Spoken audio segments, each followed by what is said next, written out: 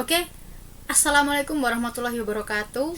Berjumpa lagi dengan saya Ustazah Anin di mata pelajaran Sejarah Indonesia kelas 11 ya. Di kesempatan kali ini Ustazah akan menyampaikan materi yang kemarin kita akan melanjutkan lagi, yaitu materi antara kolonialisme dan imperialisme, seperti itu. Jadi sebelum Ustazah melanjutkan, Ustazah akan memberitahu jawaban yang benar terkait kuis yang kemarin, yaitu sebutan untuk negara Turki pada masa itu adalah Konstantinopel ya, bukan yang lain. Jadi selamat bagi anak-anak yang sudah mengerjakan dengan tepat dan cermat serta tepat waktu. Saya sangat menghargai itu. Walaupun masih ada beberapa yang kurang tepat dalam menyebutkan jawaban. Ada yang jawab Turki Utsmani gitu ya. Itu belum tepat. Yang tepat adalah Konstantinopel. Tapi nggak apa-apa, itu sudah hargai karena kalian sudah mengerjakan. Nah, ketika nanti ada penugasan, tolong dijawab dengan sungguh-sungguh. Jangan hanya asal ngirim terus udah, karena itu ada nilainya. Seperti itu, oke? Oke, sekarang kita akan lanjutkan materinya antara kolonialisme dan imperialisme part 2. Yang pertama, di kesempatan ini yang akan Ustazah bahas adalah kedatangan bangsa barat ke Indonesia. Ya, kemarin ada berapa? Ada 4 bangsa barat, yaitu Spanyol, Portugis, Belanda, dan Inggris. Nah, Ustazah akan mengupas bagaimana cara mereka masuk ke Indonesia. Yang pertama masuk adalah bangsa Spanyol. Orang-orang Spanyol dapat dikatakan sebagai pelopor dalam pelayaran dan penjelajahan samudra, mencari daerah baru penghasil rempah-rempah di timur atau juga disebut tanah Hindia. Mereka diprakarsai oleh Christopher Columbus pada tanggal 3 Agustus 1492. Columbus berhasil berangkat dari pelabuhan Spanyol menuju ke arah barat. Nah, kalian pasti nggak asing dengan nama Christopher Columbus ya. Dia adalah penjelajah samudra di berbagai benua. Nah, Columbus berhasil menetap di beberapa tempat dan pada tahun 1493 ia kembali ke Spanyol karena merasa ekspedisinya berhasil. Setelah berhasil dia balik pulang kampung ya, jadi nggak lupa, kacang tak lupa oleh kulitnya ini. Nah, lalu ekspedisi yang berhasil tadi kemudian dilanjutkan oleh rombongan dari Magelhaens pada April 1521 sampai di Kepulauan Massawa atau yang kemudian dikenal dengan nama Filipina. Kalau Turki zaman dulu namanya Konstantinopel, kalau Filipina pada waktu itu namanya Massawa ya. Yang pertama dipimpin Christopher Columbus, yang kedua dipimpin oleh Magelhaens. Lalu Magelhaens mendapat tantangan dari penduduk sekitar yang kemudian memicu pertempuran dan akhirnya Magelhaens tewas. Dengan penjelajahan dan pelayaran yang dipimpin oleh Magelhaens itu, maka sering disebut-sebut bahwa tokoh yang berhasil mengelilingi dunia pertama kali adalah Magelhaens ya. Mohon maaf, ini ada kesalahan ngetik, harusnya Magelhaens, tapi kok di buku sepertinya Magelhaens ya, mohon maaf. Oke, next. Lalu bangsa yang selanjutnya yaitu Portugis. Berita keberhasilan Columbus menemukan daerah baru membuat penasaran Raja Portugis. Portugis ini sekarang namanya Portugal ya, Portugal, tempat kelahiran Cristiano Ronaldo ya. Rajanya bernama Manuel I. Kemudian ia menyuruh Vasco da Gama, Raja Portugis ini menyuruh Vasco da Gama untuk melakukan ekspedisi menjelajahi samudra mencari tanah Hindia. Nah, Vasco da Gama dan orang Portugis kemudian menetap di India. Setelah beberapa tahun tinggal di India, orang-orang Portugis menyadari bahwa India ternyata bukan daerah penghasil rempah-rempah yang dimaksud oleh bangsa Spanyol. Ya, mereka mendengar bahwa Malacca merupakan kota pusat perdagangan rempah-rempah. Kemudian dipersiapkan ekspedisi lanjutan di bawah pimpinan Alfonso de Albuquerque. Ya, karena Vasco da Gama itu salah memimpin ya, dan membuat orang Portugisnya itu nyasar di India, akhirnya diganti oleh Alfonso de Albuquerque, dan pada tahun 1511 armada Portugis berhasil menguasai Malacca. Dengan demikian kekuatan Portugis semakin mendekati Kepulauan Nusantara. Orang-orang Portugis pun segera mengetahui tempat buruannya, yakni mutiara dari timur yang ternyata adalah Kepulauan Nusantara, khususnya di Kepulauan Malacca. Nah, jadi di sini ada cerita unik ya, bin lucu, bahwa Portugis sempat nyasar di India yang mereka kira tanah Hindia itu India, padahal kan sangat beda ya. Mungkin karena sama namanya sama, Hindia, India, padahal bukan. Nah, untungnya mereka sadar ya, walaupun setelah beberapa tahun kemudian. Nah, akhirnya ketika sudah diganti pemimpin, mereka sudah berhasil menduduki Malaka yang sangat dekat dengan kepulauan Nusantara dan bahkan sudah ada di Nusantara tersebut, seperti itu ya. Jadi ini di Portugis kita menemukan kisah lucu di situ. Oke, next. Yang ketiga adalah Belanda. Mendengar keberhasilan orang Spanyol dan juga Portugis dalam menemukan daerah baru, apalagi daerah penghasil rempah-rempah, para pelaut dan pedagang Belanda nggak mau kalah dan ketinggalan. Tahun 1596, Cornelis de Houtman, pemimpin armada Belanda, beserta armadanya berhasil mencapai kepulauan Nusantara. Ia dan rombongan mendarat di Banten.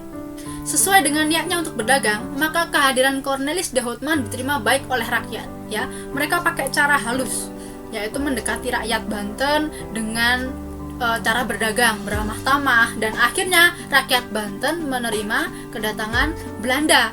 Tapi ketika rakyat Belanda sudah diterima oleh Banten, kok sikap Belanda ini jadi sombong dan berlaku kasar sama orang Banten. Nah, otomatis orang Banten ini nggak suka sama sikapnya orang Belanda yang memaksakan kehendaknya kepada rakyat Banten. Akhirnya Belanda diusir oleh Banten dan penguasa Banten, dan mereka balik lagi ke Belanda seperti itu ya, lalu meninggalkan Nusantara. Nah, jadi Belanda yang awalnya diterima oleh Banten karena bersikap ngelunjak ya, akhirnya diusir dan kembali lagi ke Belanda seperti itu. Tetapi usaha mereka tidak berhenti sampai di situ. Belanda lalu melanjutkan perjalanan berikutnya. Ya, rombongan kali ini dipimpin oleh Van Heemskerk. Tahun 1598, Van Heemskerk dengan armadanya sampai di Nusantara dan juga mendarat di Banten. Mereka akhirnya lebih bersikap hati-hati kepada rakyat Banten ya, dan lebih bersahabat karena mereka belajar dari pengalaman. Mereka nggak mau diusir lagi, udah jauh-jauh ya. Lalu rakyat Banten pun menerima kembali kedatangan orang-orang Belanda. Ya, orang-orang Indonesia ini emang terkenal sangat baik sama orang-orang luar. Ya, udah disakitin, mereka minta maaf, kita maafin, diajak balikan mau lagi gitu ya. Nah, padahal hanya untuk dimanfaatkan seperti itu. Makanya kita tuh nggak maju-maju ya. Oke, kapal mereka mulai berlayar ke timur ya. Setelah mereka diterima kembali oleh Banten, Belanda lalu melakukan aktivitas perdagangan. Nah, ketika kapal mulai berlayar ke timur dan singgah di Tuban, dari Tuban pelayaran dilanjutkan ke timur menuju Maluku di bawah pimpinan Jacob van Eyck. Mereka sampai di Maluku pada tahun 1599. Kedatangan orang-orang Belanda ini juga diterima baik oleh rakyat Maluku. Nah, kebetulan waktu itu Maluku juga sedang konflik dengan orang-orang Portugis. Nah, pelayaran dan perdagangan orang Belanda di Maluku ini mendapatkan keuntungan yang berlipat. Kenapa? Karena pertama, orang Belanda diterima langsung oleh rakyat Maluku. Kedua, usaha mereka untuk mengusir Portugis dari Maluku lebih mudah karena Portugis juga sedang berkonflik dengan rakyat Banten seperti itu ya. Nah, dengan demikian semakin banyak kapal-kapal dagang yang berlayar menuju Maluku seperti itu. Nah, ini next, negara yang terakhir yaitu Inggris.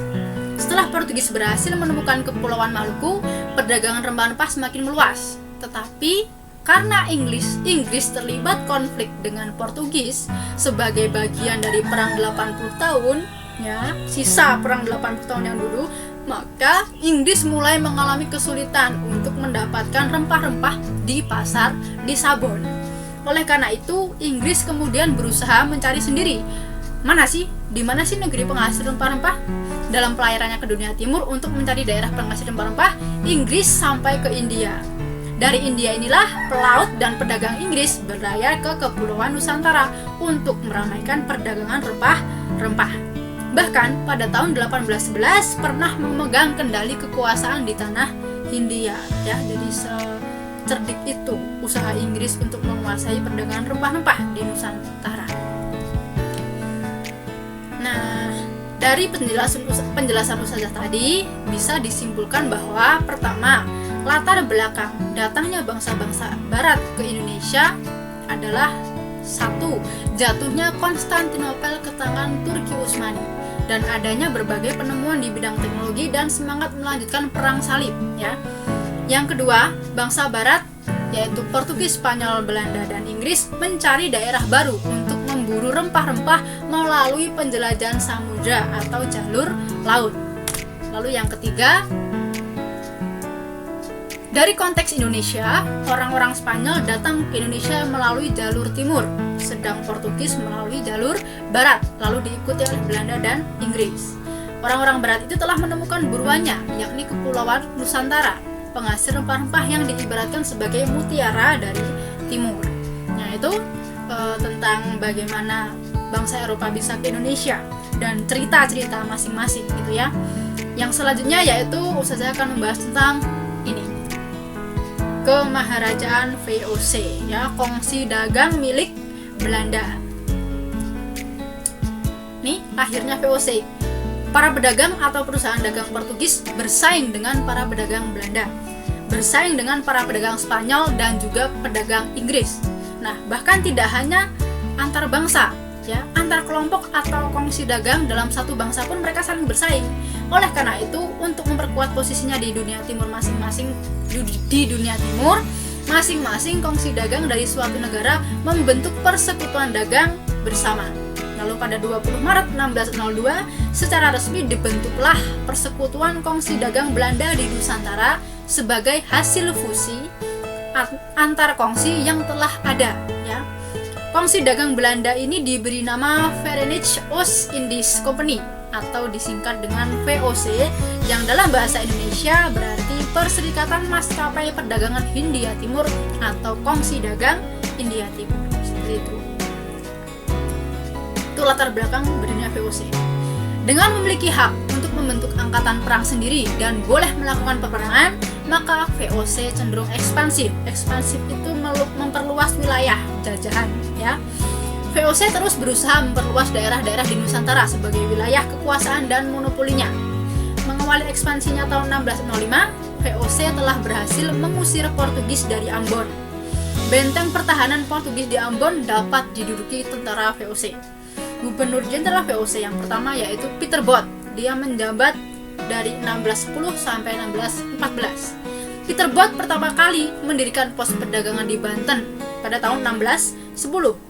Pada tahun itu, Peter Both meninggalkan Banten dan berhasil memasuki Jayakarta atau sekarang dikenal dengan Jakarta. Peter Both juga berhasil mengadakan perjanjian dan menanamkan pengaruhnya di Maluku dan berhasil mendirikan pos perdagangan di Ambon. Ya, jadi kantor pertama VOC itu di Banten pada 1610. Jenderal pertama VOC namanya Peter Both. Peter Both, ya. Next. Nah, ketika mereka sudah berhasil menduduki beberapa wilayah di Indonesia, mereka semakin merajalela. Pada tahun 1614, Peter Both digantikan oleh Gubernur Jenderal Gerard Reyns pada 1614 sampai 1615, 1 tahun saja. Orang-orang Belanda yang tergabung dalam VOC itu memang cerdik. Pada awalnya mereka bersikap baik dengan rakyat. Hubungan dagang dengan kerajaan yang ada di Nusantara juga berjalan lancar.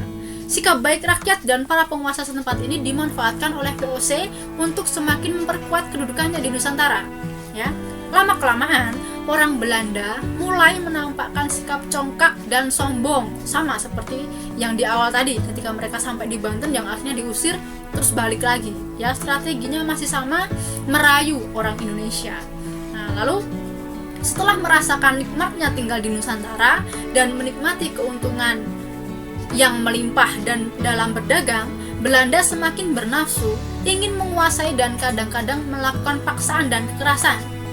Lalu kemudian penduduk sekitar Banten mengusir VOC dari Banten. VOC setelah diusir lagi dari Banten, mereka beralih ke Jakarta. Namun, Jakarta sudah diubah menjadi Batavia oleh VOC.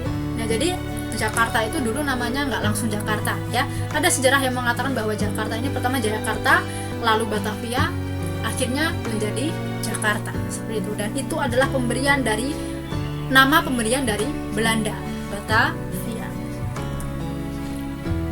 Nah, Batavia senantiasa memiliki posisi yang strategis bagi VOC. Semua kebijakan dan tindakan VOC di kawasan Asia dikendalikan dari markas besar VOC di Batavia. Di samping itu, Batavia juga terletak pada persimpangan atau menjadi penghubung jalur perdagangan internasional. Batavia menghubungkan perdagangan di Nusantara bagian barat dengan Malaka, India, kemudian juga menghubungkan dengan Nusantara bagian timur. Nah, apalagi Nusantara bagian timur ini menjadi daerah penghasil rempah-rempah yang utama, maka posisi Batavia yang berada di tengah-tengah itu menjadi semakin strategis dalam perdagangan rempah-rempah. VOC semakin serakah dan bernafsu untuk menguasai Nusantara yang kaya akan rempah-rempah ini. Tindakan intervensi, atau ikut campur, intervensi itu ikut campur. Tindakan intervensi politik terhadap kerajaan di Nusantara dan pemaksaan monopoli perdagangan terus dilakukan oleh VOC. Politik divide et impera, divide et impera ini politik adu domba milik VOC, dan berbagai tipu daya juga dilaksanakan demi mendapatkan kekuasaan dan keuntungan sebesar-besarnya. Seperti itu ya. Oke, sampai di sini dulu pembahasan materi tentang kolonialisme dan imperialisme. Kita ketemu lagi Senin depan.